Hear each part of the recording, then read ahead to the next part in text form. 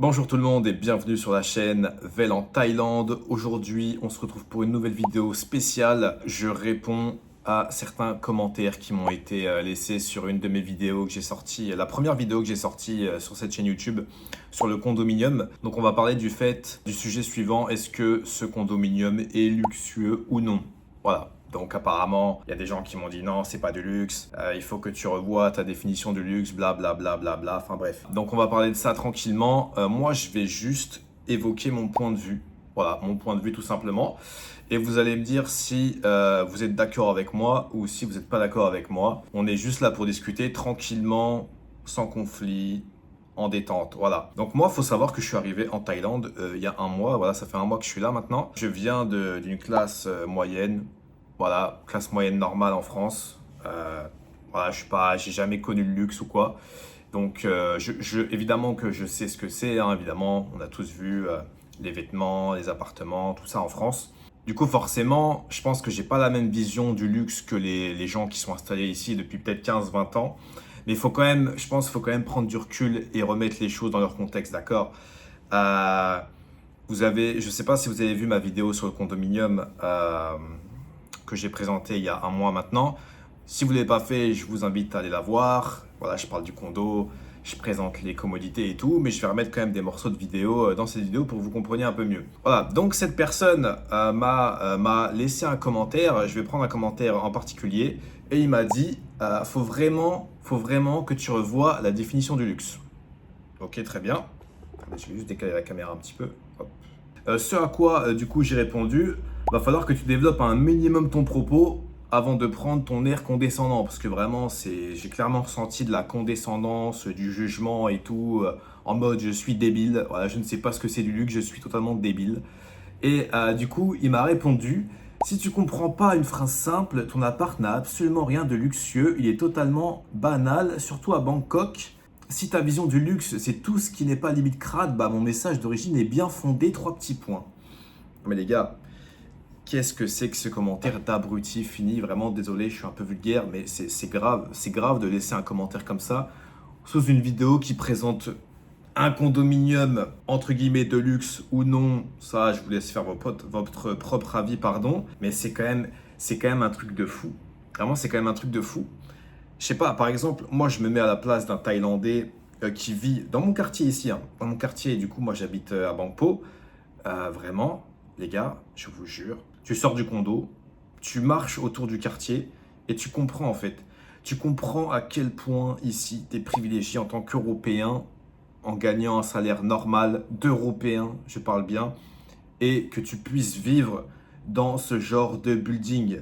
Si on va demander à un Thaïlandais dehors dans la rue ce qu'il en pense de ce condominium qui fait 40 étages, c'est l'un des buildings les plus hauts du quartier, avec piscine, vue sur la ville, coucher de soleil, vue sur la rivière Chao Phraya, je pense qu'il va nous dire que c'est du luxe, hein, pour lui en tout cas. Voilà, je pense que dans le quartier, 99% des Thaïlandais ne peuvent pas avoir un logement comme ça. Voilà, c'est juste la réalité des choses, malheureusement c'est comme ça. Et en fait, quand toi t'arrives avec ton commentaire et que tu dis ouais, il faut que tu revoies ta définition du luxe, c'est rien, c'est banal et tout, faut vraiment redescendre sur terre. Faut vraiment redescendre sur terre. Et faut vraiment prendre du recul sur toi et ta personne, vraiment. Je sais pas où t'es, si t'es sur la stratosphère ou je ne sais où, pardon, mais vraiment redescends sur terre, hein. Parce tu sors dehors, tu vois la vraie population, tu vois comment les gens vivent ici. Et vraiment, si tu te sens pas un minimum privilégié, c'est qu'il y a un problème. Il y a vraiment un gros problème. Alors évidemment que le luxe, il y a différentes gammes dans le luxe, je suis totalement d'accord. Et je parle en vrai, je parle surtout du bâtiment. Parce que mon appartement n'a rien d'exceptionnel, ça reste un appartement banal, ok?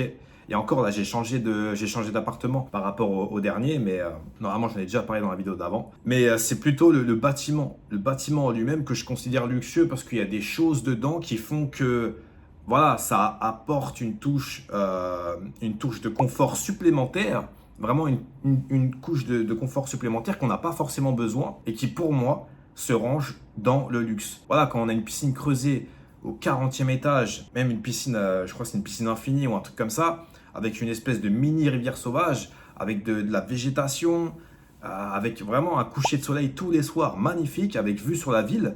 Sur la gauche, vous avez toute la skyline de Asok Sukhumvit sur la gauche. À un moment donné, je suis désolé, mais pour moi, c'est luxueux. Voilà.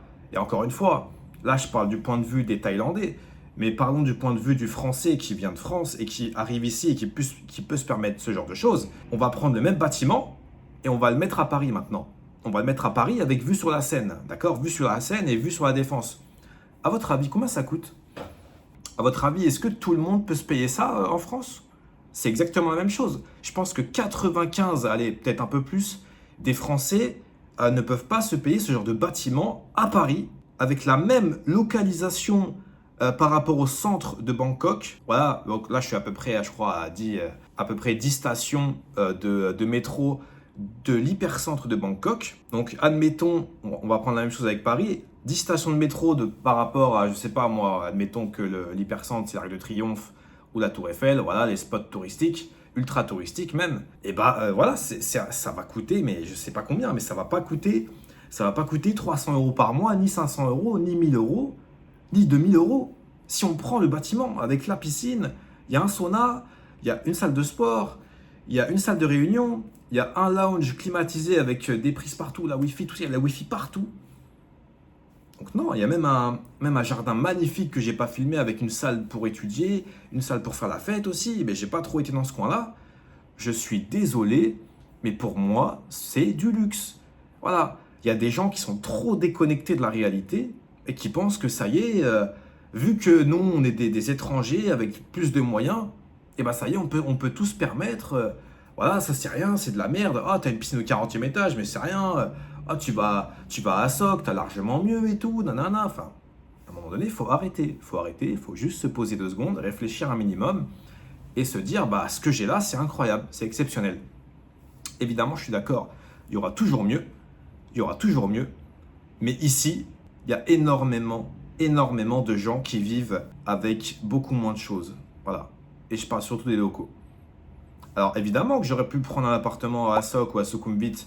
J'ai fait des visites à Asok et à Sukhumvit, à quelques stations du centre, vers Onnut et tout, il y a tous les étrangers là-bas. Mais j'ai fait le choix de ne pas habiter là-bas. Pourquoi? Pour payer 17, 18 000, 20 000 bahts par mois?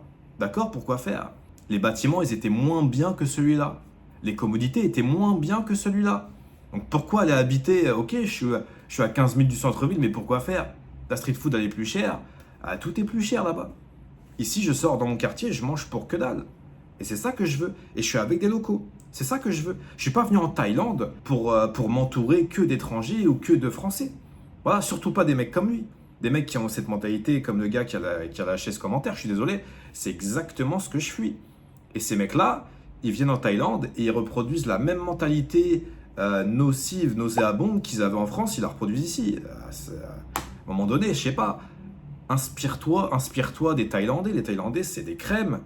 Ils sont toujours dans le compromis, toujours avec le sourire et tout, toujours essayer de faire les choses bien. T'as ce genre de mecs, d'abrutis qui viennent en Thaïlande et qui cassent la tête, tu vois. Enfin bref, ça c'est encore un autre sujet.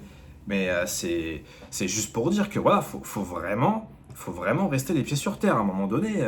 Enfin voilà, les Thaïlandais, la grande majorité des Thaïlandais ne peuvent pas se payer ça. Et à un moment donné, il m'a dit autre chose. Il m'a dit oui.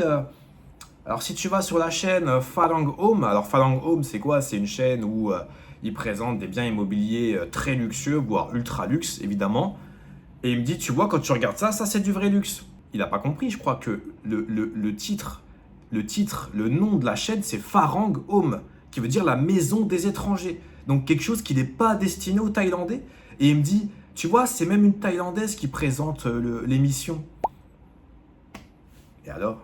C'est quoi le rapport entre le fait que c'est une Thaïlandaise qui présente l'émission et les propriétés immobilières? C'est quoi le rapport? Je comprends pas. En fait, ils ont mis une Thaïlandaise, pourquoi? Bah évidemment, en plus c'est une Thaïlandaise qui est assez jolie, tout ça, évidemment, c'est toujours mieux que ce soit une Thaïlandaise jolie qui présente des biens immobiliers pour attirer les riches investisseurs européens ou américains ou bref, en Thaïlande. Évidemment, c'est juste un atout marketing, voilà, je vais pas vous apprendre la vie, mais ça n'a aucun rapport. C'est exactement, il me parle de Pharang Home, c'est pas pour les Thaïlandais. Exactement. Pour les Thaïlandais, Pharang Home, c'est quoi? Bah, c'est du luxe. Bah ouais. Évidemment, c'est pas Thai Home, c'est Farang Home. Tu as ta réponse en fait dans ton commentaire, tu as ta réponse toi-même, tu t'es auto-répondu en fait. Donc à un moment donné, il faut juste, encore une fois, prendre du recul, un peu de réflexion et ça ira mieux. Je te jure, ça ira mieux. Mais vraiment là, tu as une mentalité, vraiment, faut faire quelque chose. Parce que évidemment, quand je parle uniquement à cette personne-là, je ne parle pas à tout le monde, évidemment. Tout le monde n'est pas comme lui et heureusement. Mais il faut juste, voilà, faut juste mettre les pieds sur terre et rester tranquille. Voilà. Parce que franchement, moi j'aurais très bien pu aussi habiter, voilà, comme j'ai dit, dans le centre-ville et tout. J'avais les moyens de partir là-bas. Mais j'ai d'autres projets. J'ai des projets financiers et j'ai un patrimoine financier à faire grandir. J'ai que 28 ans, donc j'ai la vie devant moi. J'ai pas envie de claquer tout mon argent dans des loyers juste parce que je peux avoir deux, trois trucs en plus et un peu mieux localisé. J'en ai rien à faire. Si j'ai envie d'aller en ville, je prends le métro, j'y suis. Hein. Le métro, ça coûte 40 bahts. 40 bahts, je suis en ville. Donc et j'ai pas envie d'aller en ville tout le temps. Voilà, j'y vais peut-être deux, trois fois par semaine. Quand je dis en ville, c'est à Sukhumvit et à Assok pour faire des trucs. Mais j'y vais pas tout le temps. Voilà, j'aime bien le calme. Parce que là-bas, c'est pareil. Vous habitez là-bas, c'est le bordel. Vous sortez, c'est le bordel. Il y a trop de monde. C'est. Waouh. Il faut avoir envie. Alors, je critique pas les gens qui habitent là-bas. Évidemment, chacun fait ce qu'il veut. Mais moi, j'aime quand même la tranquillité, un petit peu, d'être tranquille. De pouvoir dormir sans entendre le brouhaha constant des voitures et de. Ah, parce que Bangkok, comme je l'ai déjà dit, c'est une ville ultra bruyante. C'est une ville qui ne dort pas. Donc, faut vraiment rester accroché ou alors t'achètes des boules caisses. Mais bref, là déjà j'entends un peu la route, mais bref, ça va. Bref, tout ça pour dire que pour moi, cet appartement, ce n'est pas du luxe, c'est plus tout ce que ça englobe. Je parle du condominium en lui-même, l'appartement en fait partie évidemment. Mais comme j'ai dit, l'appartement, il n'y a rien de bien folichon. Voilà, ça reste un appartement basique. Là, quoique sur celui-là, j'ai un king size, donc c'est plutôt pas mal. King size qu'on retrouve souvent dans des hôtels qui coûtent assez cher, luxe ou pas, c'est un autre débat, je ne vais pas rentrer là-dedans. Mais souvent dans les hôtels de luxe, vous avez des king size ou même des queen size. C'est plus le condo voilà, que j'englobe, c'est tout. C'est tout ce qu'il y a, tout ce qui vient avec l'appartement. Tout ce à quoi vous avez accès. C'est ça pour moi. Pour moi, je suis désolé, c'est de l'entrée de gamme, du luxe, ici en Thaïlande. Surtout que, en plus, ces condominiums ont vraiment été conçus pour des gens qui ont les moyens, qui ont des moyens plus élevés que la classe moyenne thaïlandaise. Voilà. Donc, c'est comme en France. Ceux qui ont plus de moyens que la classe moyenne française, c'est des gens qui peuvent s'offrir du luxe en France. Et le luxe en France, c'est encore un. Voilà, il y a différentes gammes, c'est pareil. Quelqu'un peut vivre dans le luxe, mais ne pas avoir les moyens de s'offrir un yacht à 40 millions de dollars ou une Bugatti à 1 million de dollars. Voilà, il y a différentes entrées. Il y a des ultra riches et il y a des riches. Moi, vraiment, ici, j'ai pu parler avec des Thaïlandais et tout. Je me considère comme riche par rapport à eux. Parce que vraiment, quand tu vois ce qu'ils ont comme patrimoine, ou ce qu'ils gagnent tous les mois, ou ce qu'ils ont comme, comme actif ou comme commodité, c'est compliqué. Et je dis pas ça pour flex ou je dis pas ça pour faire le mec, pas du tout. Je me sens vraiment, encore une fois, comme je l'ai dit, je me sens vraiment privilégié ici. C'est aussi pour ça que j'ai quitté la France. C'est pour avoir une meilleure vie à l'étranger. Et vraiment, quand je fais le comparatif entre la vie que j'avais en France il y a 1 mois et demi, 2 mois, et la vie que j'ai maintenant, ça n'a rien à voir. Je mange tous les jours au restaurant. Tous les jours, je mange dehors. J'ai pas besoin de cuisiner et de me dire ah, en France, je peux pas manger tous les jours dehors. C'est pas possible parce que j'ai pas les moyens. Ici, j'ai les moyens. Voilà. Donc, je me sens vraiment privilégié. Je me sens vraiment. Voilà, j'ai les moyens de faire ce que j'ai envie ici. Et encore, je pourrais très bien faire encore plus. Mais encore une fois, comme je l'ai dit, je me limite. Je suis pas quelqu'un qui dépense énormément. Je fais attention à ce que je dépense et j'ai pas envie de me ruiner ici, comme ça a été le cas pour beaucoup de Français qui sont arrivés ici, qui ont tout cramé et qui ont dû rentrer en France parce que ils avaient plus rien. Voilà, moi j'essaye de construire mon patrimoine. Voilà, j'investis tous les mois ce que je peux. J'en parlerai dans une autre vidéo d'ailleurs. Du patrimoine financier d'un jeune homme comme moi de 28 ans qui essaye tout simplement d'acquérir une certaine liberté financière à un certain moment. On en parlera plus tard.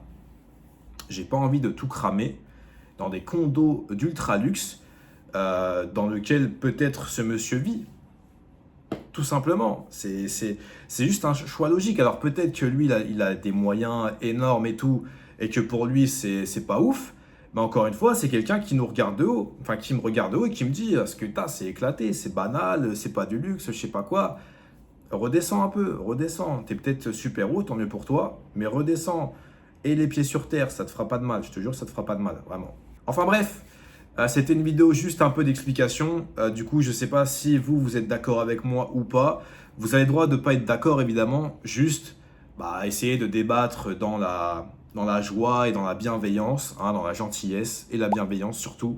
Et ne pas directement être dans le conflit, dans l'hostilité, comme cette personne ou comme énormément de gens en France. Voilà, je l'ai énormément évoqué dans ma vidéo, les 6 raisons de pourquoi j'ai quitté la France. Si vous ne l'avez pas vu, n'hésitez pas à aller voir. Mais voilà, c'est tout simplement ça. Il n'y a aucun problème à avoir un débat, mais juste, il faut avoir un débat réfléchi. Pour moi, je reste sur ma position c'est de l'entrée de gamme du luxe ici en Thaïlande, tout simplement.